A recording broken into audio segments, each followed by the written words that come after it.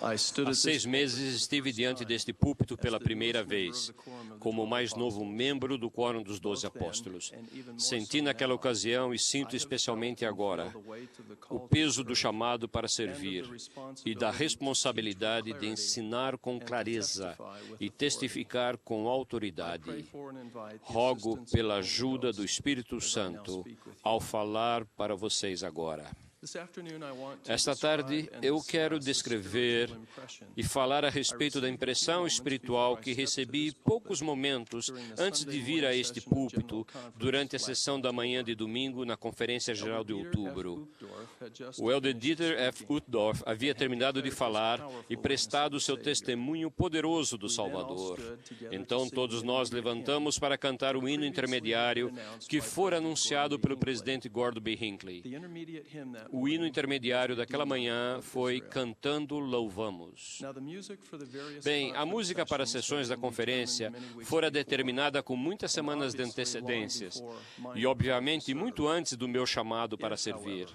Se, contudo, tivessem pedido a mim que sugerisse um hino intermediário para aquela sessão da conferência, um hino que teria sido tanto edificante quanto espiritualmente confortador para mim e para a congregação, antes do meu primeiro discurso nesse centro de conferência, eu teria selecionado o meu hino favorito, Cantando Louvamos. Lágrimas inundaram meus olhos quando me ergui com vocês para cantar aquele hino inspirador da restauração. Quase ao final do hino veio à minha mente o seguinte versículo do livro de Mórmon. E eis, porém, que eu, Nefe, vos mostrarei que as ternas misericórdias do Senhor estão sobre todos aqueles que escolheu por causa da sua fé, para torná-los forte com o poder de libertação. Minha mente voltou-se imediatamente para a frase de Nefe, as ternas misericórdias do Senhor. E eu soube, naquele exato momento, que eu estava experimentando bem aquela terna misericórdia. Um Salvador amoroso estava me enviando uma mensagem de conforto e tranquilidade por um hino que foi escolhido semanas antes. Alguns poderão achar que essa experiência foi simplesmente uma coincidência, mas testifico que as ternas misericórdias do Senhor são reais e que elas não ocorrem ao acaso ou por mera coincidência. Com frequência, os momentos em que o Senhor nos envia suas ternas misericórdias ajudam-nos tanto a discerni-las quanto a apreciá-las. Desde o último outubro, venho refletindo repetidamente a respeito da frase as ternas misericórdias do Senhor. Por meio do estudo pessoal, observação, ponderação e da oração, acredito que cheguei a um melhor entendimento de que as ternas misericórdias do Senhor são bênçãos muito pessoais e individuais. São força, proteção, segurança, orientação, ternura, consolo, apoio e dons espirituais que recebemos do Senhor Jesus Cristo e por causa dele. E verdadeiramente o Senhor molda suas misericórdias às condições dos filhos dos homens. Lembram-se de como o Salvador instruiu seus apóstolos que ele não os deixaria sem consolo? Ele não apenas enviaria outro Consolador, o Espírito Santo, mas o Salvador disse que ele voltaria a eles. Deixe-me sugerir que uma das maneiras pela qual o Salvador volta para ensinar cada um de nós é através de suas ternas misericórdias em profusão. Por exemplo, à medida que eu e vocês enfrentamos desafios em nossa vida, o dom da fé e um senso adequado de confiança espiritual que se estende além de nossa capacidade são 2 exemplos das ternas misericórdias do Senhor. O arrependimento e o perdão dos pecados e a paz de espírito são exemplos das ternas misericórdias do Senhor. E a persistência persistência e a firmeza que nos permite seguir em frente com entusiasmo através de nossas limitações físicas e dificuldades espirituais são exemplos das ternas misericórdias do Senhor. Em uma conferência destaca recente, as ternas misericórdias do Senhor eram claras no testemunho tocante de uma jovem esposa e mãe de 4 crianças, cujo marido foi morto no Iraque em dezembro de 2003. Essa irmã resoluta narrou como, por ter sido notificada da morte do marido, recebeu o cartão de Natal e a mensagem que ele havia enviado. Em meio à inesperada realidade de uma vida alterada dramaticamente, essa boa irmã recebeu um lembrete doce no momento exato que a família podem ser eternas. Com sua permissão, lerei a mensagem daquele cartão de Natal. A melhor família do mundo. Divirtam-se muito juntos e lembrem-se do verdadeiro significado do Natal. O Senhor fez com que fosse possível vivermos juntos para sempre. Então, mesmo quando estamos separados, ainda estamos juntos como família. Deus os abençoe e proteja e permita que este Natal seja nosso presente de amor para Ele no céu. Com todo o meu amor, papai e seu esposo amoroso. Nitidamente, a observação do marido de estarem separados em seu cartão de Natal referia-se à separação causada pela designação militar que recebera. Mas para essa irmã, como uma voz vinda do pó, de um companheiro eterno e pai que se fora, chegara uma garantia e um testemunho espiritual tão necessários. Como disse antes, as ternas misericórdias do Senhor não ocorrem ao acaso ou por mera coincidência.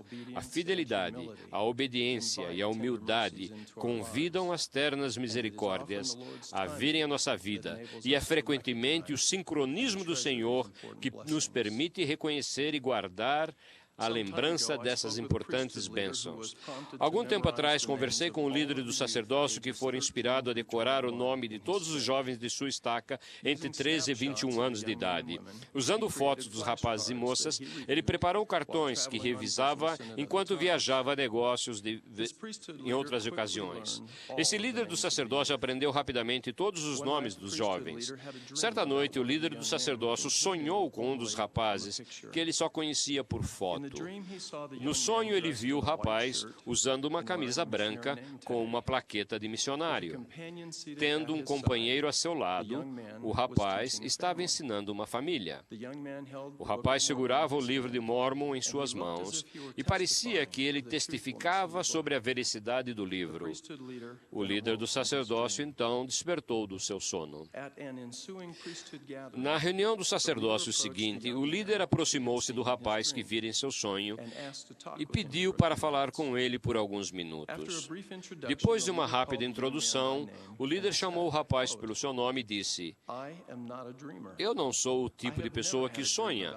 Jamais tive um sonho a respeito de um único membro dessa estaca, exceto por você. Vou contar-lhe meu sonho e então quero que você me ajude a entender o que ele significa." O líder do sacerdócio contou o sonho e perguntou seu significado ao rapaz. Engasgado pela emoção, o rapaz simplesmente respondeu: "Significa que Deus sabe quem eu sou." O resto da conversa entre esse jovem e seu líder do sacerdócio foi muito significativa, e eles concordaram em se encontrar e trocarem ideias de tempos em tempos nos meses seguintes. Aquele jovem recebeu as ternas misericórdias do Senhor através de um líder do sacerdócio inspirado. Repito novamente, as ternas misericórdias do Senhor não ocorrem ao acaso ou por mera coincidência. A fidelidade e a obediência permite que recebamos esses dons importantes e, com frequência, o sincronismo do Senhor ajuda-nos a reconhecê-los. Não devemos subestimar nem deixar as ternas misericórdias misericórdias do Senhor passar em branco. A simplicidade, a doçura e a constância das ternas misericórdias do Senhor muito farão para fortalecer-nos e proteger-nos nos tempos difíceis em que hoje vivemos e que ainda virão. Quando as palavras não podem oferecer o consolo de que necessitamos, nem expressar a alegria que sentimos, quando é simplesmente fútil tentar explicar o que é inexplicável, quando a lógica e a razão não conseguem fornecer aplicações adequadas sobre as injustiças e as desigualdades da vida, quando a experiência mortal e a estimativa forem insuficientes para gerar o resultado desejado e quando parecer que estamos completamente sozinhos, verdadeiramente seremos abençoados pelas ternas misericórdias do Senhor e elas nos tornarão fortes com o poder de libertação. A palavra escolheu em 1 Nefe 1:20 é fundamental para se compreender o conceito das ternas misericórdias. O dicionário indica que escolhido sugere alguém que tenha sido selecionado, tomado como referência ou nomeado. Pode ser também usado para referir-se ao eleito ou escolhido de Deus. Algumas pessoas que ouvirem ou lerem esta mensagem poderão erroneamente não levar em conta ou rejeitar em sua própria vida a viabilidade das ternas misericórdias do Senhor, achando que, certamente, eu não sou alguém que já foi escolhido, nem que poderá sê-lo algum dia. Talvez achamos de forma inexata que tais bênçãos e dons são para outras pessoas, que parecem ser mais dignas ou que servem chamados de destaque na igreja.